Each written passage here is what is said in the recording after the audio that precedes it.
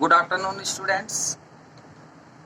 Chapter 2 का प्रश्नावली 2.2 का पहला प्रश्न बहुत ही आसान है। बहुपद दिए रहते हैं इसमें, और उस बहुपद में प्रश्न के अनुसार जो मान दिए रहते हैं उसे हमें रख करके मान ज्ञात करना है। पहला प्रश्न तो जैसे कि दिया गया पहला प्रश्न, निम्नलिखित पर बहुपद 5x ऋण 4x का घात 2 धन 3 के मान ज्ञात कीजिए। इसका मान हमें ज्ञात करना है। यदि पहला है x इक्वल टू 0, अब हम मान लेते हैं माना कि px equal to 5x minus 4x square plus 3। अब हमें निकालना क्या है, x के बराबर 0 लेकर के बनाना है। तो p0 का मान हमें निकालना है। जहाँ जहाँ x है वहाँ वहाँ हमको 0 रखना है। तो 5x के जगह 0, ऋण 4, 0 के घात 2 धन 3 ऐसा मान रख दिया। तो 0 के साथ मल्टीप्लाई होगा तो 0 ही होगा, ये भी 0 ही हो जाएगा, और इस तरह से इसका आंसर 3 आ गया। यही इसका मान है। इसी प्रकार अब प्रश्न में कहता है x इक्वल टू -1 रख करके बताइए आंसर क्या आएगा, इसका मान क्या आएगा। तो जहाँ जहाँ x है वहाँ -1 रख देंगे, p -1 का मान निकालेंगे। तो 5 -1 कोष्टक में ऋण 4 -1 का स्क्वायर प्लस 3। इसको हल करने से ऋण 5 ऋण 4 धन 3।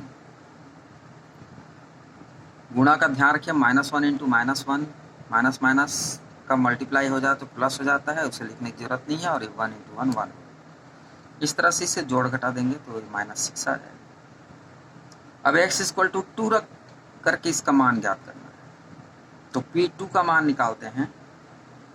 बहुपद 2 का मान निकालना है इसी बहुपद में। तो 2 मान रख देंगे, x की जगह 2 रखेंगे। 5 कोष्टक में 2 ऋण 4 2 का घात 2 धन 3।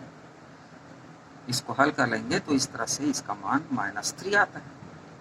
ये सब मान आपको निकालना है। तो दिए गए बहुपद में कुछ विशेष मान रख करके जो प्रश्न में दिया गया है, हम बहुपद का मान निकाल सकते हैं। दूसरा प्रश्न, निम्नलिखित बहुपदों में से प्रत्येक बहुपद के लिए बहुपद 0, बहुपद 1 और बहुपद 2 हमें ज्ञात करना है। मतलब इसमें हमें दिए गए बहुपद में पहले 0 रखेंगे, फिर 1 रखेंगे, फिर 2 रखेंगे और उसका मान निकाल लेंगे। जैसे कि अभी अभी आपने मान निकाला है, उसी तरह से हम इसको भी हल कर सकते हैं। बहुपद 0, तो 0 का वर्ग -0 प्लस 1। इसको हल करेंगे तो 1 आंसर आता है। p1 निकालना है तो इस तरह से मान रख देंगे और इसको हल करने से 1 आ रहा है। p2 निकालना है, बहुपद 2 का मान निकालना है, तो 2 स्क्वायर -2 प्लस 1। तो इस तरह हल करने से 3 आंसर आता है। बहुपद का मान इस तरह से आप निकाल सकते हैं। दूसरा प्रश्न है, बहुपद t में 2 + t + 2t square - t cube. t का मान 0 1 2 रखने पर 0 रख दिया, 1 रख दिया। इस तरह से मान आप इसको रख करके हल कर सकते हैं। जहाँ जहाँ t है वहाँ 0 रख देंगे और उसको हल कर लेंगे। इस तरह से p1 का मान निकालना है और p2 का मान निकालना है। p1 का मान 4 आ जाएगा और बहुपद 2 का मान, तो सब जगह जहाँ जहाँ t है वहाँ पर 2 रख देंगे, हल करने से 4 आ जाएगा। तो इस तरह से आप सेकेंड पार्ट इसका कर सकते हैं। अब थर्ड क्वेश्चन इससे कहता है, बहुपद x इक्वल टू x की घात 3।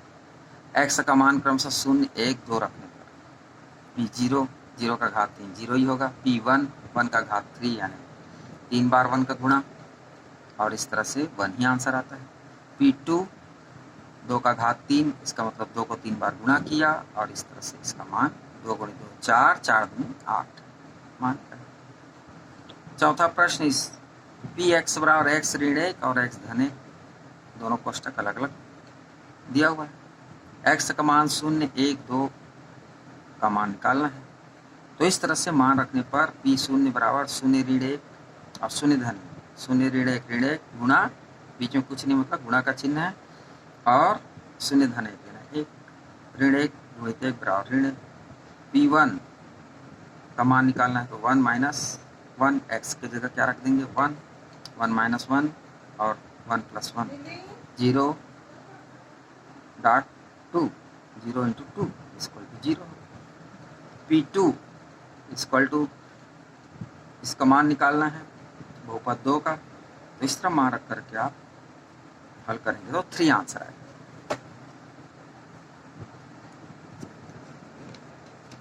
प्रश्न तीसरा, सत्यापित कीजिए कि दिखाए गए मान निम्नलिखित स्थितियों में संगत बहुपद के शून्यक हैं। दिए गए मान को बहुपद में रखने पर बहुपद का मान शून्य आता है, तो वह मान बहुपद का शून्यक होगा।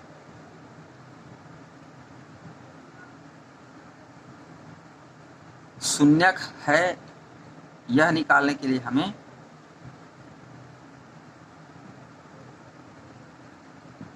पहला प्रश्न जो दिया है वो इस तरह से है कि Px बराबर 3x बहुपद x इक्वल टू 3x धन 1। अब इसमें x बराबर ऋण 1/3 रखने से अगर मान शून्य आ जाता है तब तो यह शून्यक है, यह मान शून्यक है, दिए गए बहुपद का शून्यक है, नहीं तो नहीं है। अब हम x बराबर ऋण 1/3 रख लेते हैं। इस तरह हल करने से ऋण 1 धन 1 बराबर 0, अतः x बराबर ऋण 1/3 दिए गए बहुपद का शून्यक है।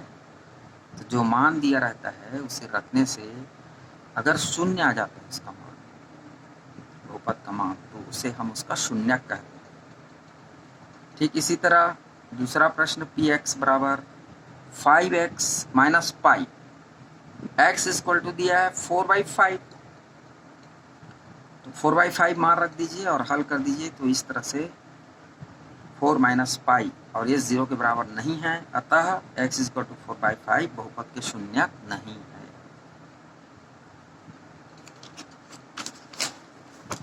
इसी तरह आप तीसरा प्रश्न में 1 रख के देखना, फिर ऋण 1 रख के देखना, कोई भी मान रखने से अगर शून्य आता है तो शून्यक है और नहीं आता तो शून्यक नहीं होगा। तो इस तरह दोनों स्थिति में शून्य आ रहा है, बहुपद के शून्यक है। ठीक इसी तरह आप चौथे और बाकी प्रश्नों को हल करके देख सकते हैं। 7वां नंबर प्रश्न 3x² - 1 दिया है, इसमें x इक्वल टू -1/√3 और 2/√3 अलग अलग मान रख के देखिए, अगर आ जाता है मान शून्य तो वह शून्यक है। इस तरह हल करके दिखाया गया है। यहाँ पर भी शून्य आ रहा है, इसलिए x इक्वल टू -1/√3 एक शून्यक है दिए गए बहुपद का।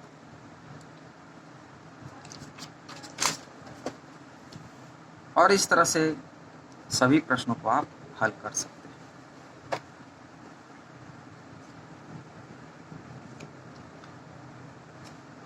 प्रश्न 4 है, निम्नलिखित स्थितियों में प्रत्येक स्थिति में बहुपद का शून्य ज्ञात कीजिए।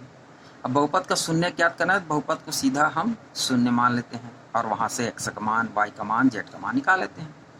Px बहुपद x बराबर x धन 5 दिया है, तो x धन 5 बराबर शून्य ले लेंगे या बहुपद को हम शून्य मान लेते हैं। तो बहुपद का शून्य ज्ञात करने के लिए P0 अर्थात बहुपद को शून्य के बराबर लेकर समीकरण का हल ज्ञात करते हैं और यही हल बहुपद का शून्य कहलाता है। Px इक्वल टू 0 लेना है, Px इक्वल टू 0 लेंगे तो 0 इक्वल टू x प्लस 5, इसको हम इस तरह से पक्षांतर कर देंगे तो x इक्वल टू -5, अतः ऋण 5 बहुपद का शून्य है। कोई भी बहुपद का शून्य ज्ञात करना है तो उस बहुपद को शून्य के बराबर मान लेते हैं और वहां से चर राशि का मान ज्ञात कर लेते हैं, x y z का मान ज्ञात कर लेते हैं, वही उसका शून्य कहलाता है। तो इसी तरह सेकंड थर्ड क्वेश्चन को आप आसानी से हल कर सकते हैं। 2x प्लस 5 दिया हुआ है, अब 2x प्लस 5 को 0 बराबर ले लेंगे पक्षांतर वगैरह करने से, फिर सॉल्व करके x इक्वल टू -5/2 आंसर आ रहा है जो कि शून्य नहीं है, अतः x इक्वल टू -5/2 बहुपद का शून्य नहीं है, ऐसा हम बता सकते हैं। तो सभी प्रश्न कुछ इस तरह से दिए गए हैं, चौथा, पांचवा, छठवां। तो शून्य ज्ञात करना है,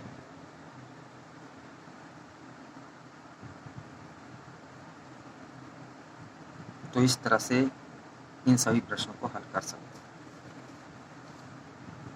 थैंक यू।